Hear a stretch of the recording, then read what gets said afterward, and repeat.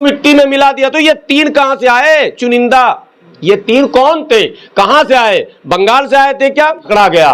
एक तीन आतंकवादी पकड़े गए और वो पाकिस्तान से इनके संपर्क थे, अमेरिका से थे, आईएसआई से थे, फला।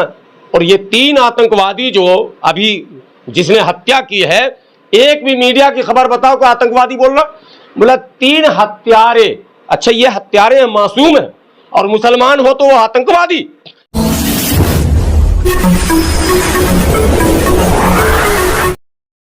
दो सगे भाइयों की हत्या दो पॉलिटिकल भाइयों ने मिलकर किया है। बड़ा भाई योगी आदित्यनाथ जी और छोटा भाई केशव प्रसाद मौर्य जी। दोनों का बैकग्राउंड पॉलिटिकल, दोनों भाई हैं, दोनों का बैकग्राउंड खुद जो है वो क्रिमिनल बैकग्राउंड है। एक दो, ये मैं नहीं कह रहा हूं, एक दो नहीं, कई मुकदमे हैं जो संगीन हैं, आपराधिक हैं, हत्या और लूट और खसोट और फिरौती और यहां तक के बलात्कारियों को संरक्षण देने, बचाने, छुड़ाने इत्यादि इत्यादि। तो जब क्रिमिनल सत्ता पर खुद रहेंगे तो जाहिर सी बात है कि वो दूसरों को क्रिमिनल कैसे बनने देंगे? उनके ही लोग, उनके ही चेले बनेंगे। बाबा ने मिट्टी में मिला दिया जब कहा था और मिला दूंगा जब कहा था, तो ये भी कहा था कि अब उत्तर प्रदेश में कोई माफिया और कोई गुंडा नहीं है, गुंडा तो सब उत्तर प्रदेश से जा चुका। तो सवाल योगी आदित्यनाथ जी, जब सारे गुंडे उत्तर प्रदेश से चले ही गए थे, सिर्फ एक अतीक था जिसके पूरे खानदान को आपने मिट्टी में मिला ही दिया, तो अतीक और अशरफ पर जो हमला करने वाला ये गुंडा कहां से आया? तीनों उत्तर प्रदेश का है, इसका मतलब उत्तर प्रदेश में गुंडे हैं, लेकिन वो गुंडा वाई कैटेगरी का है, यानी वाई मीन्स योगी जी का आदमी है। बाकी लोग गुंडे वही होंगे जो जय श्री राम का नारा लगाएंगे। विवादित बयान में दे रहा हूं, विवादित बयान है ये, यानी दूसरा कोई गुंडा नहीं बन सकता। गुंडा बनने के लिए शर्त है कि भगवा गमछा आपके पास हो और जय श्री राम का नारा लगाए, जय उत्तर प्रदेश आओ, जय श्री राम का नारा लगाओ, किसी की भी जान ले जाओ। ये अनुमति अब उत्तर प्रदेश में योगी सरकार के द्वारा दे दिया गया।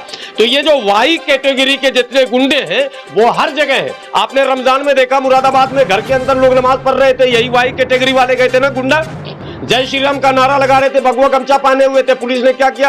अच्छा, वाई कैटेगरी के जितने भी गुंडे हैं उनको योगी आदित्यनाथ जी ने कह रखा है कि वो आम करे, इमली करे, उल्टा करे, सीधा करे, तुम्हें उसका बचाव करना है और उसके खिलाफ जो कंप्लेंट दे उसको फंसा देना। तो उत्तर प्रदेश में 7 ऐसी घटनाएं घटी। अभी गोलावटी में एक घटना घटी, मारा पीटा बिरयानी बेचने वालों को, और जब कंप्लेंट किया गया तो उसी को बंद कर दिया गया और उससे पैसे लिए गए तब छोड़ा गया। जो उसकी सिफारिश में गया उसको गाली से, एसएचओ बात कर रहा हूं, एसएचओ योगी जी के सौजातीय है वहां गुलाबटी। आगे बढ़िए आप, मुरादाबाद में आपने देख ही लिया। अभी 3-4 ऐसी घटनाएं घटी जहां वो कह रहा है कि तुम यहां नहीं नमाज पढ़ोगे वहां नहीं पढ़ोगे, नई परंपरा यहां नहीं चालू करोगे वहां करोगे। ये सारी चीजें तो ये बताती है कि संविधान का राज नहीं है, अप्रत्यक्ष रूप से वाई कैटेगरी के जो गुंडे हैं उत्तर प्रदेश में उनका राज है। तो गुंडा खत्म कहां पर हुआ? और ये अंधभक्त कहते हैं कि मोदी जी ने सबको मिट्टी में मिला दिया। तो ये तीन कहां से आए? चुनिंदा। ये तीन कौन थे? कहां से आए? बंगाल से आए थे क्या? एक बात। दूसरी बात, मुसलमान थोड़ा सा अगर जुर्म करता है और अगर पकड़ा गया, एक तीन आतंकवादी पकड़े गए और वो पाकिस्तान से इनके संपर्क थे, अमेरिका से थे, आईएसआई से थे, फला। और ये तीन आतंकवादी जो अभी जिसने हत्या की है, एक भी मीडिया की खबर बताओ कि आतंकवादी बोल रहा? बोला तीन हत्यारे। अच्छा, ये हत्यारे मासूम है और मुसलमान हो तो वो आतंकवादी। ये शब्द कहां से शुरू हुआ? मैं अगर कहूं भगवा आतंकवाद तो आप हंगामा करो।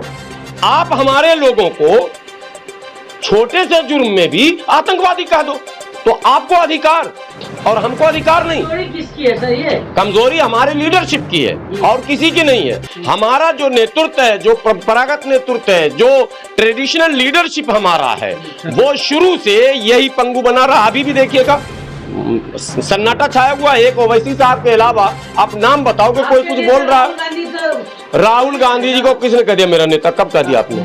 कहां से आप सुनते हैं आज तक? राहुल बात ये है कि आप इसको मर्डर देख रहे हैं, एनकाउंटर देख रहे हैं? मर्डर सिर्फ इसको नहीं, ये तो मर्डर कैमरे के सामने हुआ है।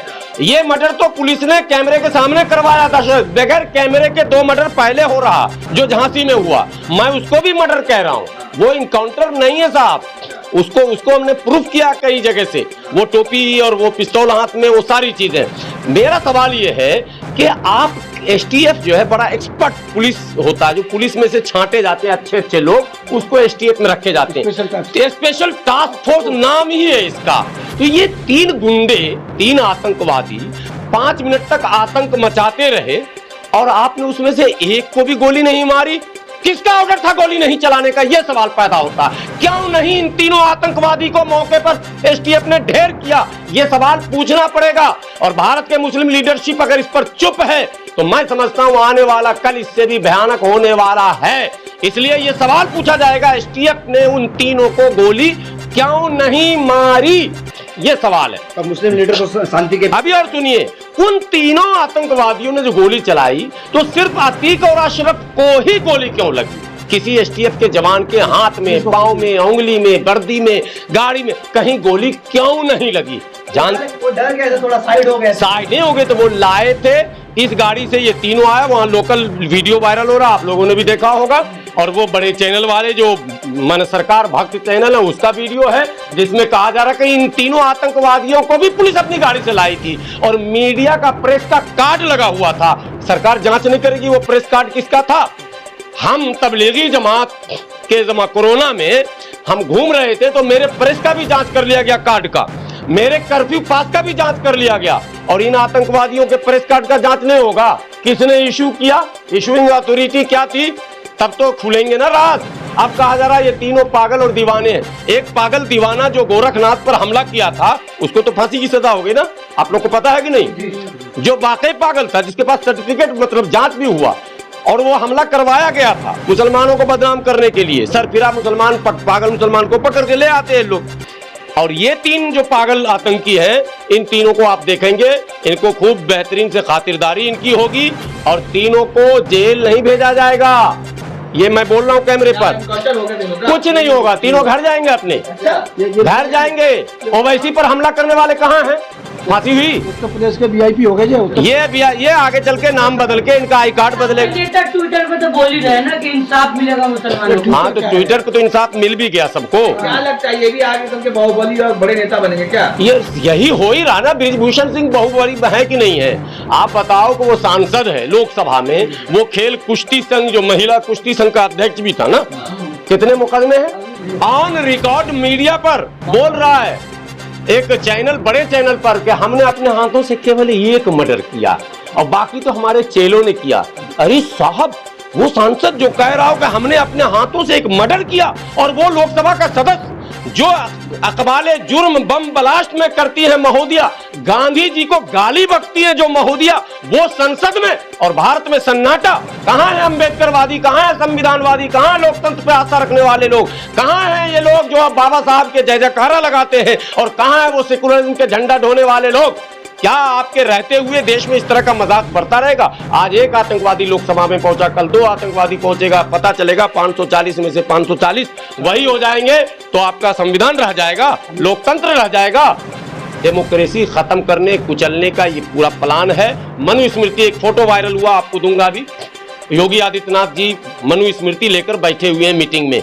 इसका मतलब है कि मनुस्मृति पढ़ा जा रहा है, कौन कौन सा पाठ लागू किया जाएगा। हाई लेवल मीटिंग हो रही है, आप अच्छा पता चलाइए। हाई लेवल की मीटिंग, हाई लेवल मीटिंग में, अच्छा याद दिलाया आपने। हाई लेवल मीटिंग में यह तय हुआ कि तमाम मंत्रियों की सुरक्षा को बढ़ा दिया जाए। बढ़ा दिया था, जब गुंडा है ही नहीं उत्तर प्रदेश में तो मंत्री की सुरक्षा क्यों बढ़ा रहे? तमाम भाजपा नेताओं की सुरक्षा बढ़ा दी जाए, तमाम उनके जिला अध्यक्षों की सुरक्षा बढ़ा दी जाए, उनके सांसद विधायकों की सुरक्षा बढ़ा दी जाए, उनके आरएसएस, बजरंग दल और विश्व हिंदू परिषद के नेताओं की सुरक्षा बढ़ा दी जाए। अरे भैया, जब गुंडा है ही नहीं तो सुरक्षा किस चीज की? हटाओ सुरक्षा। अगर मां ने दूध पिलाया उत्तर प्रदेश के सभी मंत्रियों से कहता हूं और योगी जी से कहता हूं, मैं आपका बिल्कुल भक्त हो जाऊंगा, आप ही को वोट दूंगा, आप ही के लिए चुनाव प्रचार करूंगा, आप ही के लिए लड़ूंगा और चिल्लाऊंगा। हटाओ सिक्योरिटी। अगर मां ने दूध पिलाया तो मैं चैलेंज करता हूं, जब गुंडा मुक्त हो चुका उत्तर प्रदेश, माफिया मुक्त हो चुका उत्तर प्रदेश, जब उत्तर प्रदेश में कोई है ही नहीं एक भी गुंडा, तो सिक्योरिटी क्यों बढ़ा रहे हो? क्यों सुरक्षा लेकर चल रहे हो? ब्रिजभूषण शरण सिंह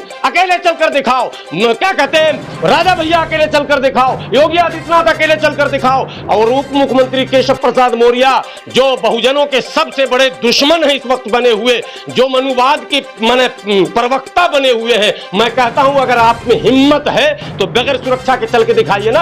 आम इंसानों की सुरक्षा तो आप कर नहीं सकते, और अपनी सुरक्षा वाई जेड, जेड के बाद जेड प्लस, और प्लस के बाद जेड डबल प्लस, फिर जेड ट्रिपल प्लस, यही होता रहेगा इस देश में। सारे टैक्स का पैसा सुरक्षा में लगाओगे अपनी, और गुंडाओं को पालने में लगाओगे। बिल्कुल अराजकता है। इस सरकार को बर्खास्त किया जाना चाहिए, राष्ट्रपति शासन लगना चाहिए, और तमाम इनके मंत्रियों से सुरक्षा वापस ली जानी चाहिए। अच्छा, एक आखिरी हिंदुवादी सवाल। संगठन कह रही है सर कि 72 रूलों का पास भेज दिया गया है, ईद से पहले ईदी मिल गई है। उनको सुरक्षा मिल गया ना, हाँ। उनको सुरक्षा मिल गया है। आपको पता है जितने छोटे मोटे संत साधु मार्केट में घूम रहे हैं, जो आतंक फैला रहे हैं, मुसलमानों के खिलाफ भाषण कर रहे हैं, सबको सुरक्षा दे दी गई है। 6, 8, 10 पुलिस वाले जो टीवी पर देखते हैं बाबा लोग आते हैं, उन सबको 2, 4, 6 सुरक्षा कर्मी मिले हुए हैं। इनको तो बल्ले बल्ले है, चंदा भी आ रहा है, सुरक्षा भी मिल गया। यही तो है हिंदू राष्ट्र। आसमानी फैसला ही है कह रहे हैं। नहीं, फैसला तो वो सही बोला, आसमानी है, लेकिन आसमानी फैसले से सबको डरना भी चाहिए। फैसला आखिरी नहीं है, आखिरी नहीं है, ठीक है। फैसले रोज होते हैं आसमान पर, फिर फैसले होंगे आसमान पर। डरना चाहिए। सत्ता में हो तो इसका मतलब ये नहीं कि किसी को कुचल डालोगे। सत्ता अस्थाई किसी का नहीं है। बड़े बड़े सिकंदर से लेके कलंदर तक चले गए। आप किस खेत की मूली है साहब? इस भारत में कितनी सरकारें आई और गई, आप भी जाएंगे, लेकिन जाते जाते आप ये कलंक लेकर जाएंगे शायद, ये आपने मन बनाया। आखिरी सवाल, जहाँ भी जो भी नाम आता है, बजरंग दल का ही नाम आता है। आपने देखा होगा अभी काम नगर हुआ, 3 को बजरंग दल से थे। फिर क्या अभी हरियाणा में मोनू मनेसर वो बजरंग दल से थे, वो बजरंग दल से। आखिर क्या चल रहा है? क्या ऐसा ऑर्गेनाइजेशन को बंद नहीं करना चाहिए? नहीं, बंद कैसे करेंगे? ये उसी ऑर्गेनाइजेशन के जरिए तो हिंदू राष्ट्र लागू करेंगे। अब समझना सोचना तो अम्बेडकर वादियों को, संविधान वादियों को है ना, उनके लिए ना चिंता का विषय है। लेकिन वो भी अम्बेडकर जयंती बाबा साहब की मनवा लिए 132वीं कल, फिर घर में जाके सब सो गए। तो सोओगे अगर बहुजनों तो सुला दिए जाओगे।